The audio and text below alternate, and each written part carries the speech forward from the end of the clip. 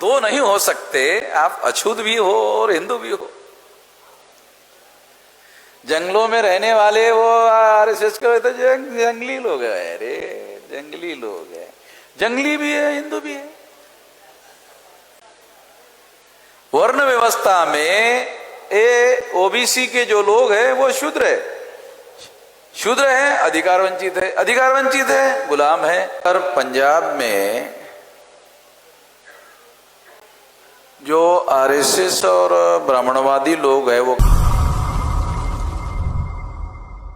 आप लोगों को ये जो विषय है, पंजाब में अनुसूचित जाति के नकली सर्टिफिकेट बनाकर उच्च वर्ग के लोगों ने नौकरियों तो ली, मगर ब्राह्मणवादी मीडिया ऐसे जाट सिखों ने नौकरियां ली, ऐसा प्रचार करके मजहबी सिख और जाट सिख के बीच फूट डालने का काम कर रही है। तो इससे संबंधित दो तीन बातें हैं। पहली बात तो ये है कि नकली सर्टिफिकेट का जो मामला है वो केवल पंजाब से रिलेटेड नहीं है, केवल पंजाब का मामला नहीं है। ये राज्य सरकार और केंद्र सरकार में जो भी नौकरियां दी जा रही है रिजर्वेशन में एससी एसटी ओबीसी के लिए, तो इसलिए ये इशू रीजनल लेवल का ना होकर ये राष्ट्रीय स्तर का है। और राष्ट्रीय स्तर का इशू होने की वजह से इसे अगले साल राष्ट्रीय स्तर पर झूठे सर्टिफिकेट के विरोध में एक राष्ट्रीय स्तर का प्रोटेस्ट किया जाएगा। इसके विरोध में हम लोग प्रोटेस्ट करेंगे, आंदोलन करेंगे। इससे एससी एसटी ओबीसी के लोगों को जगाने का मौका मिलेगा, जोड़ने का मौका मिलेगा, लोगों को इकट्ठा करने का मौका मिलेगा।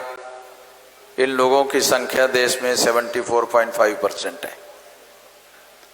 अगर इसको इशू बनाकर हम लोग इतने बड़े पैमाने पर इतने लोगों को इकट्ठा करने का इशू बनाते हैं, सेंसिटिव इशू भी है, तो जो बहुसंख्य लोगों को जोड़ने का हमारा अभियान है उससे रिलेटेड ये विषय है, इसको इस तरीके से लिया जा सकता है। दूसरा विषय इसके साथ है, पंजाब में इस सर्टिफिकेट लेने का, झूठे सर्टिफिकेट बनाने का काम जो ब्राह्मण और तत्सम ऊंचे जाति के लोग इस्तेमाल कर रहे हैं, क्योंकि मैनेजमेंट में उनके ही लोग हैं, प्रशासन में उनके ही लोग हैं जो उनको झूठे सर्टिफिकेट बनाकर देते हैं।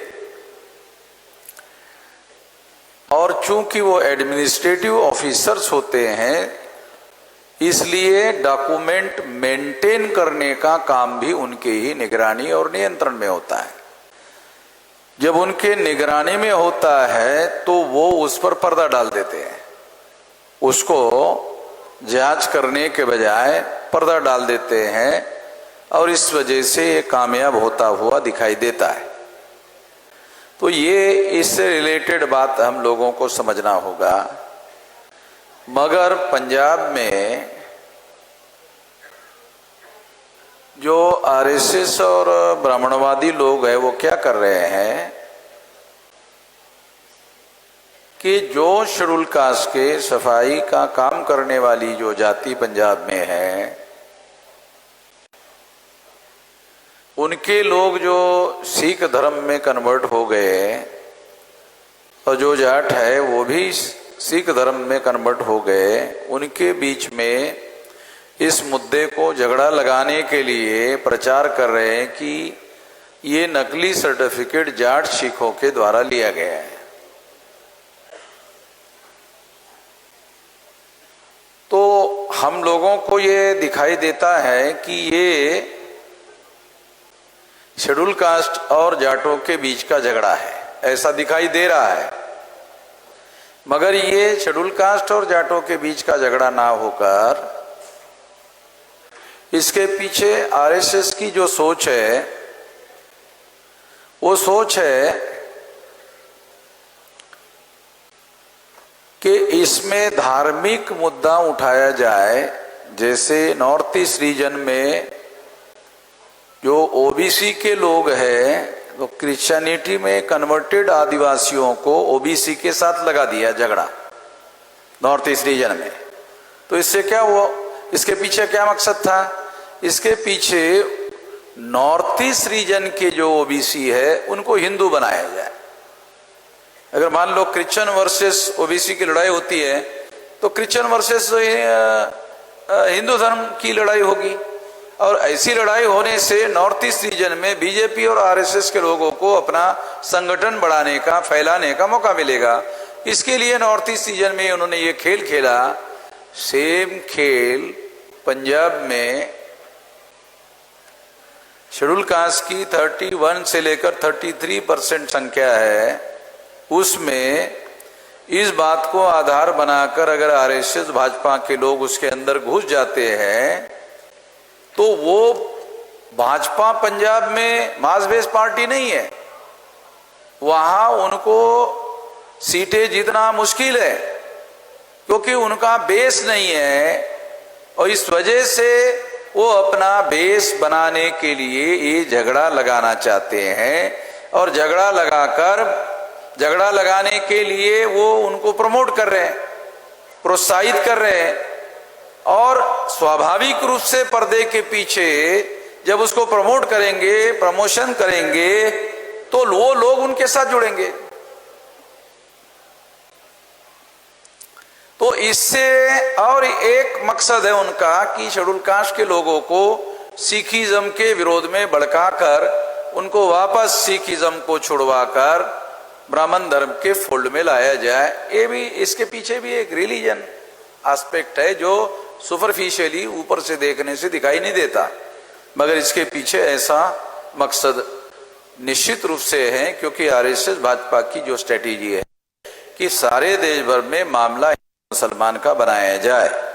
जब एससी एसटी ओबीसी के लोग एससी एसटी ओबीसी के नाम पर जागृत होते हैं, संगठित होते हैं, अपना इंडिपेंडेंट आंदोलन खड़ा करते हैं, अपना नेतृत्व खड़ा करते हैं, तो एससी एसटी ओबीसी के नाम पर संगठन बनाने से मान लो एससी का संगठन बनता है, एससी का लीडर पैदा होगा, एसटी का संगठन बनता है, एसटी का लीडर पैदा होगा, ओबीसी का संगठन बनता है, ओबीसी का लीडर पैदा होगा, बनेगा। अगर मान लो कि यही एससी एसटी ओबीसी के लोग हिंदू के नाम पर इकट्ठा होंगे, ब्राह्मण उसका लीडर बनेगा। ये बात हम लोगों को जितने जल्दी ये बात समझ में आएगी उतने जल्दी ब्राह्मणों की साजिश समझ में आएगी।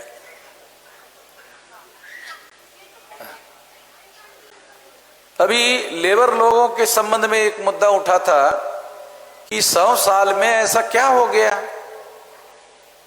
कि लेबर लोगों का कानून 100 साल में उन्होंने खत्म कर दिए। अरे 100 साल में तो और ज्यादा मजबूत होना चाहिए था, वो खत्म कर दिए।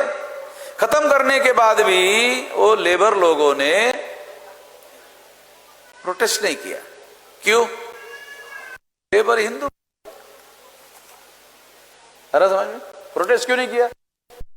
वो लेबर जो था, लेबर बनने की वजह से संगठन बना, लेबर बनने की वजह से ट्रेड यूनियन बना, लेबर बनने की वजह से राइट मिला, लेबर हिंदू बन गए, खत्म हो गया मामला। अब वो हिंदू हो गया ना, लेबर थोड़ी रहा। अरे समझ में आ रहा है? ये जो हर जगह इफेक्ट कर रहा है ये मामला, हिंदू मुसलमान वाला जो मामला है, ये इसी थ्योरी पर काम कर रहे हैं अकेले। और ये ऐसी थ्योरी है कि आजकल सारा इलेक्ट्रॉनिक मीडिया और प्रिंट मीडिया एक प्रोपोगंडे में एक सिद्धांत प्रचार में ला रहा है, हिंदू भारत में बहुसंख्यक है। आप लोग अगर अखबार पढ़ते होंगे, अगर अखबार आप पढ़ते होंगे तो अखबार में एक थ्योरी प्रचार में लाई जा रही कि हिंदू बहुसंख्यक है। मुझे तो समझ में नहीं आता हिंदू बहुसंख्यक कैसे।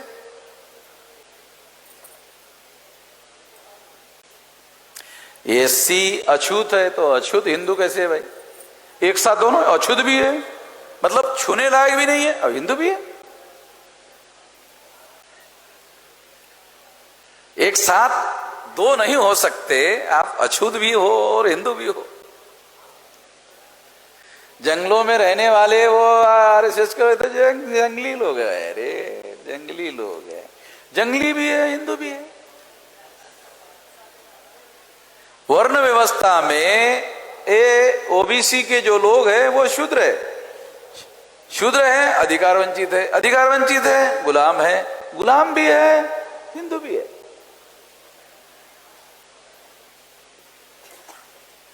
तो ये जो हिंदुस्तान वाली जो थ्योरी है ये ब्राह्मणों को, अल्पसंख्यक 3.5% ब्राह्मणों को बहुसंख्यांक सिद्ध करती है और फिर इसके आधार पर सारा मीडिया आर्टिकल लिखवाता है, क्योंकि पत्रकार लोग ब्राह्मण लोग है, वो हिंदू समाज बहुसंख्यक है। रेशियल डिस्क्रिमिनेशन का या रेशियल जो सिस्टम था उसके अनुसार ब्राह्मण का एक रेस है और उस रेस के आधार पर ब्राह्मण अपनी सुप्रीमेसी स्टैब्लिश करते थे। जैसे ही एडल्ट फ्रेंचाइज का आया, ब्राह्मणों को ये बात समझ में आई कि तो रेशियल डिस्क्रिमिनेशन का मुद्दा तो ब्राह्मणों को सेग्रीगेट करने का मुद्दा है। ये 3.5% वालों को 3.5% सिद्ध करने का मामला है और 3.5% के आधार पर अगर चुनाव लड़ा जाएगा तो ये ग्राम पंचायत में पंच भी चुनकर नहीं आ सकता, तो ग्राम पंचायत में सरपंच कैसे बनेगा? जब ग्राम पंचायत में 3.5% के आधार पर सरपंच नहीं बना सकते, साले देश के प्रधानमंत्री कैसे बनाएंगे? और देश का प्रधानमंत्री नहीं बना पाएंगे तो फिर देश की व्यवस्था पर कब्जा कैसे करेंगे? तो हमारा वर्चस्व कैसे होगा? तो ये जो थ्योरी है हिंदू मुसलमान की थ्योरी जो है वो 3.5% ब्राह्मणों को रूलर बनाने वाली थ्योरी है।